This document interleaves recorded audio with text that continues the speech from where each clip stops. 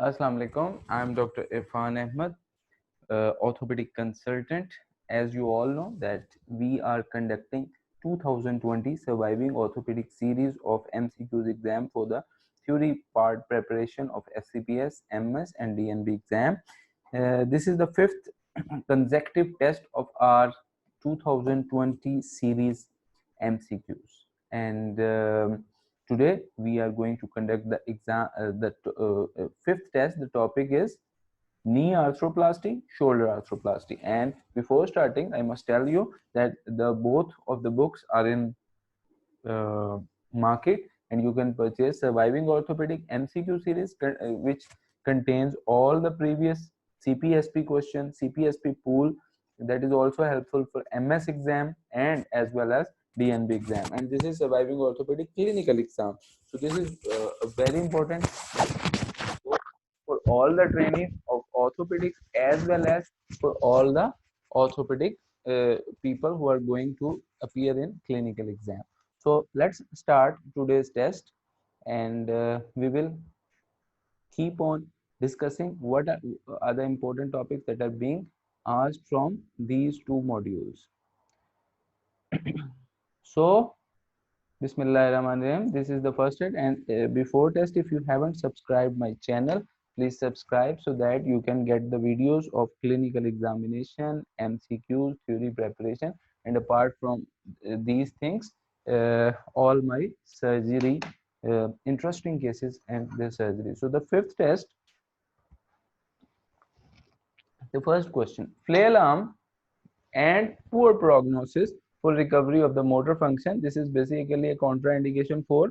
So the examiner is giving you two information. The arm is flail and the arm has a poor prognosis, and that particular arm has a poor prognosis for recovery of the motor function. So this type of arm is a contraindication for shoulder arthrodesis, total shoulder arthroplasty, bracing, reverse shoulder arthroplasty. So basically this is an easy question. He is not asking about the treatment of choice. He is asking that this treatment must not be done. So any kind of arthroplasty is not done in such patient. So the answer is both 2 and 4. So in exam they like to ask the indications, contraindication and prerequisite of hemi shoulder arthroplasty, total shoulder arthroplasty, reverse shoulder arthroplasty. It is beautifully summarized in Miller's Orthopedic and Orthobullets. You can go through these. So what are the contraindications of total shoulder arthroplasty? Infection, neuropathic joint. So flail arm is basically falls in the category of neuropathic joint. Unmotivated patient, coracoacromial ligament deficiency. We will discuss that in such patients, in rheumatoid patient, what is the implant of choice. Then coming on to reverse shoulder arthroplasty. So reverse shoulder arthroplasty contraindication, permanent axillary nerve dysfunction. Axillary nerve is one of the prerequisite for any kind of shoulder arthroplasty. Global deltoid deficiency, then you will not perform total reverse total shoulder. Bony acromion deficiency, glenoid osteoporosis, and active infection. So as you know that active infection is contraindication for any ongoing procedure. The second question, after shoulder arthroplasty, no fever, but there is a discharge from the wound side. So the next line is telling that they have sent a culture and pathology reports a slow growing organism after 14 days. What can be? So the correct answer is B.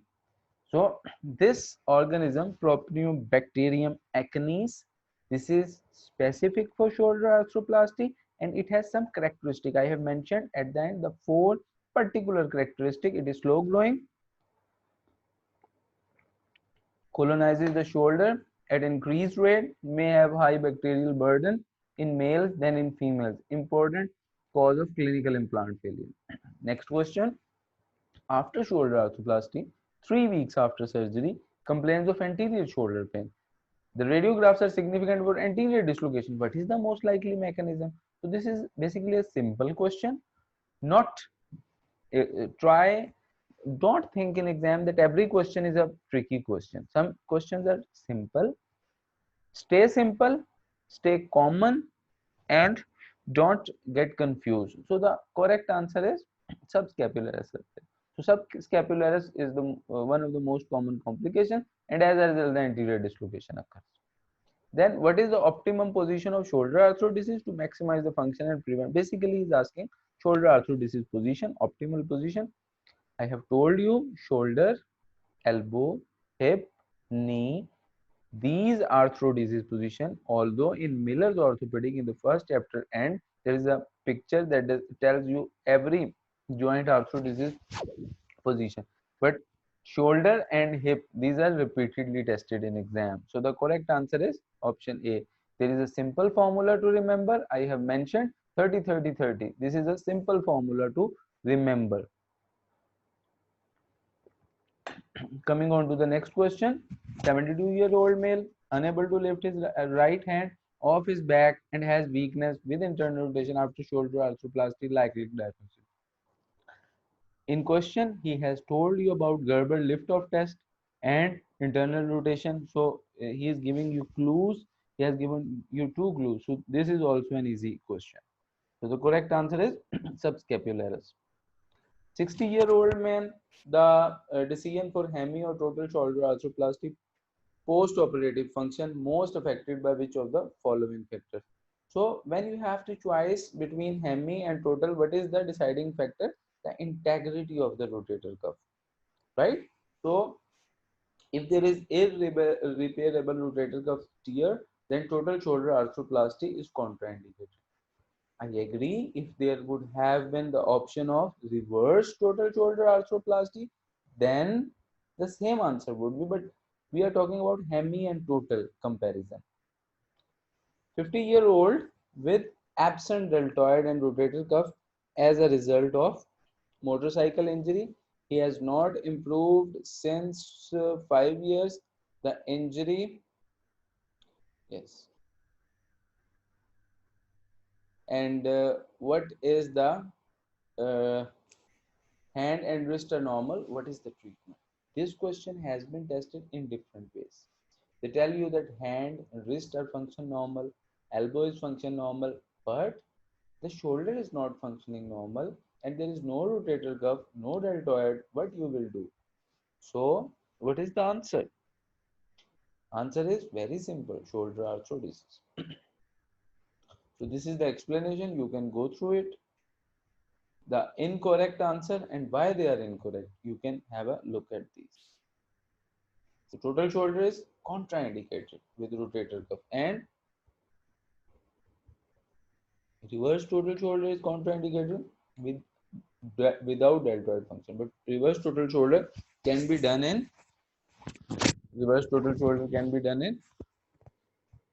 rotator cuff tears.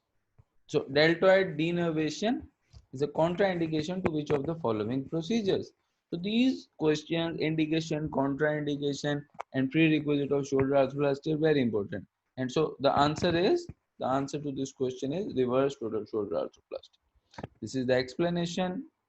70 so you can see deltoid denervation is absolute contraindication for reverse total shoulder arthroplasty. 71-year-old man with a massive rotator cuff tear, glenohumeral arthritis, forward elevation to 40 degree. He is suitable for. He has rotator cuff tear. He has glenohumeral arthritis. Forward elevation is 40 degree. So what is the answer? The answer is hemiarthroplasty. Sorry, the answer of this question is reverse total shoulder arthroplasty. Why reverse total arthroplasty? I've told that there is massive rotator cuff tear, and in massive rotator cuff tear we go for reverse total shoulder arthroplasty. The answer is 1. Standard and reverse should be based on the nature of the joint disease. So the answer is reverse total shoulder. Which of the following factor can contribute to patellar subluxation following routine total knee arthroplasty? So in total knee arthroplasty, two things have been repeatedly tested. One is balancing in flexion extension, what to do in flexion, what to do in extension. There is a beautiful chart in orthobullets and in Miller as well. So please Do memorize that and try to understand. I will try to clear few concepts. So patellar subluxation, when can happen? It can happen in internal rotation of the tibial component. Two things must not be done: medialization and internal rotation of tibial component, femoral component. But it is reverse in patellar component. In patellar prosthesis component, you can do medialization and internal rotation. But in tibia and femur, medialization and internal rotation must not be done. So this is the explanation. You must go through this, and this is often tested in exam. During total knee, using a posterior cruciate retaining design. So there are different designs, there are different implants. We will talk about that. Excessive tightness in flexion is noted. This is cruciate retaining. While extension gap is felt to be balanced. Extension is balanced, but there is tightness in the extension. So which of the following will be effective to balance the knee? Resect the posterior cruciate ligament. So excessive flexion gap tightness can be addressed by variety of techniques. First the soft tissue, then the bony. Release the PCL, resect a posterior slope in tibia, avoid oversized femoral component.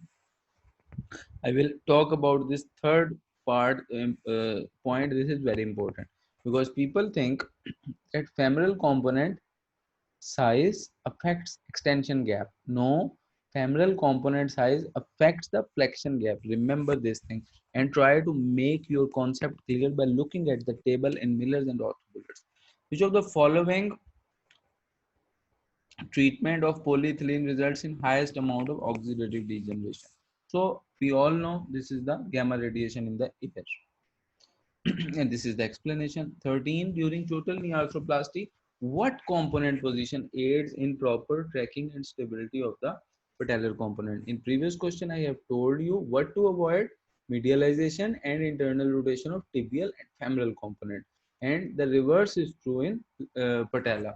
You can do lateralization and external rotation. So the correct answer is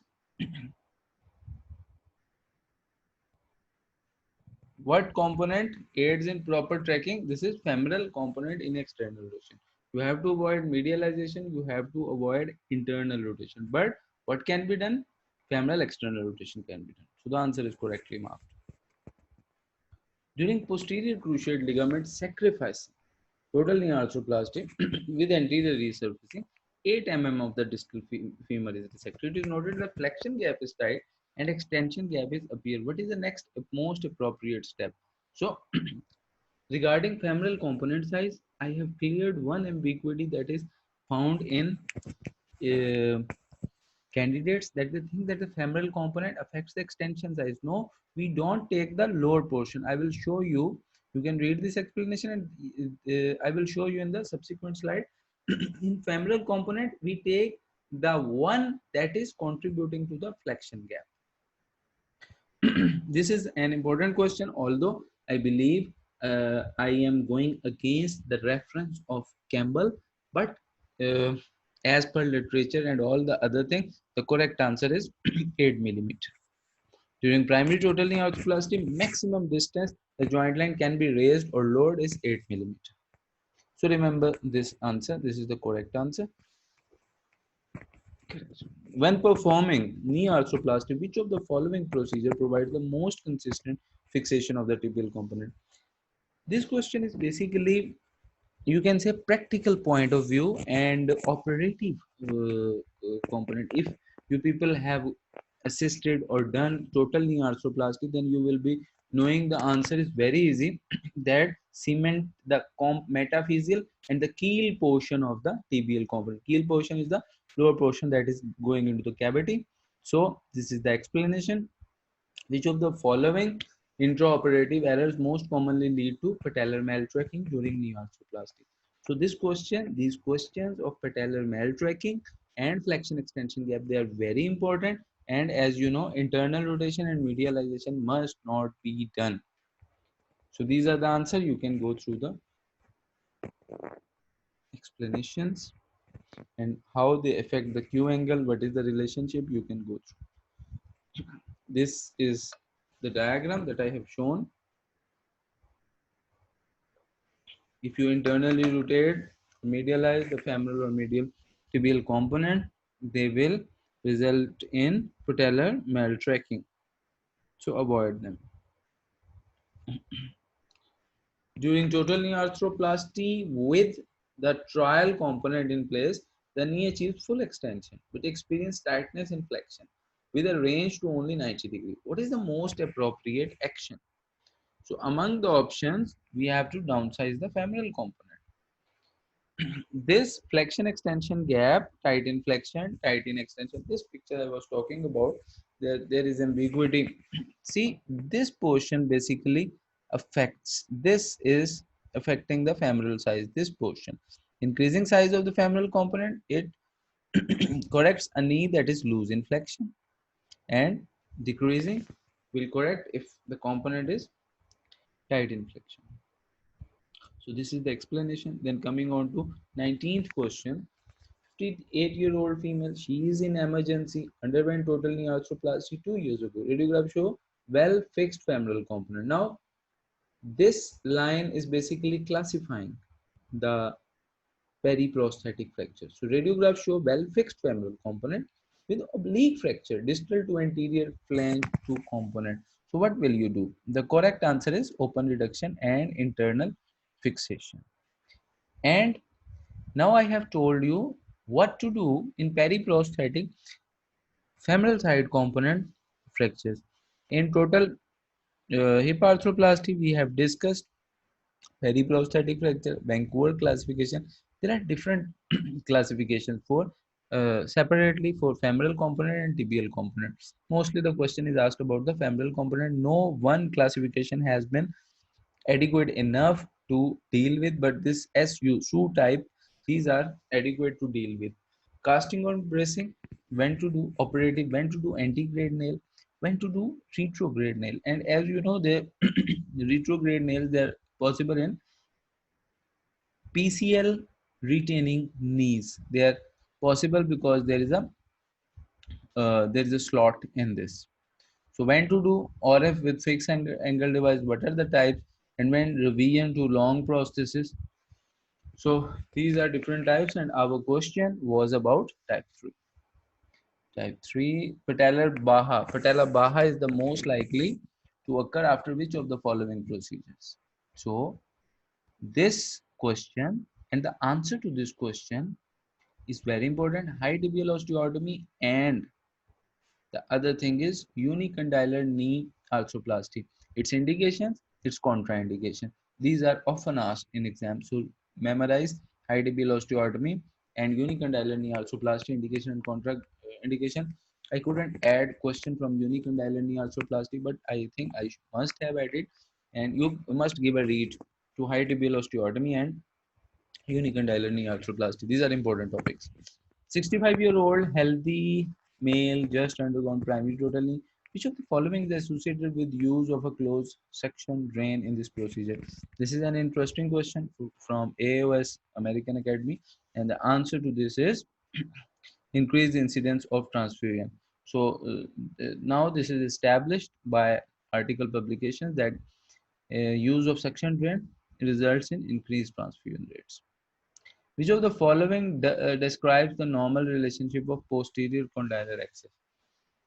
Well, at first these things about knee, they feel that these are difficult, but when you perform knees routinely, you find it very interesting.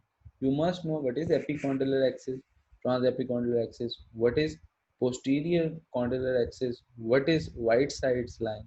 When I used to assist my professor, he in knee arthroplasty, he used to ask me all these lines, and we revise this on table. So the correct answer is 3 degrees internally rotated to transepicondylar axis. So this is your posterior condylar axis, and this is your epicondylar axis. And what is white sides lines? This is the line that is drawn at the center with a cautery. I used to draw with a cautery when performing knee arthroplasty.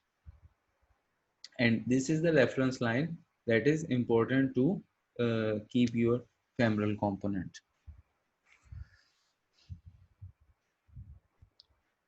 So do not confuse with the internal and external rotation. Transepicondylar is 3 degree external compared to posterior condylar axis. Posterior condylar axis is 3 degree internal rotate when you correlate it with transepicondylar axis. Okay. So which of the following intraoperative steps would put a patient at risk for lateral patellar maltracking during total knee arthroplasty? Again, the question is testing your knowledge about patellar maltracking. The correct answer is 3. In non-linked constrained total knee arthroplasty, which of the following motion is constrained in this particular design? Constrained movements in non-linked constraint, as now after the answer I will tell you this question is often asked in viva as well. What are the different types of implants of total knee arthroplasty? Constrained, semi-constrained, and hinged, non-hinged. So they ask you. So the correct answer is partial varus valgus angulation, partial internal external rotation constraint. So there are different designs. This is cruciate retaining design. In talks, sometimes they ask, look at the X-ray and tell either it's cruciate retaining or cruciate sacrificing. So remember, in cruciate retaining, at the center you will not see any box. You will see these small uh, centered centered projection. But let me show you, this is posterior stabilized or posterior cruciate sacrificing. So I have told you both. This is cruciate retaining, red one. This blue one is posterior stabilized or posterior cruciate ligament sacrificing. So you must know how to differentiate these two on X-rays. And this is constrained non-hinged. It is constrained, but the femoral and tibial component, they are not linked. So it is called non-hinged. The question was about this. And this is constrained hinged implant, in which femoral and tibial components, they're connected. So which artery supplies to the femoral head via ligamentum teres? So I think these are the questions from last test. So now our test is completed about arthroplasty and shoulder arthroplasty. I have tried to cover maximum from these topics. The approaches I have not covered in this test and in hip arthroplasty, I will cover in a different test that will be on approaches and anatomy. So I hope that this video will serve the purpose, and it will help you to assess your knowledge about knee arthroplasty, shoulder arthroplasty, and it will help you to know what things you have to focus now. So with all this, now I will end my video. So this was Alhamdulillah fifth test of our MCQ series, shoulder and knee arthroplasty. There were almost 25 questions and we have tried to cover all the questions, and I hope that this video will serve the purpose. Thank you so much.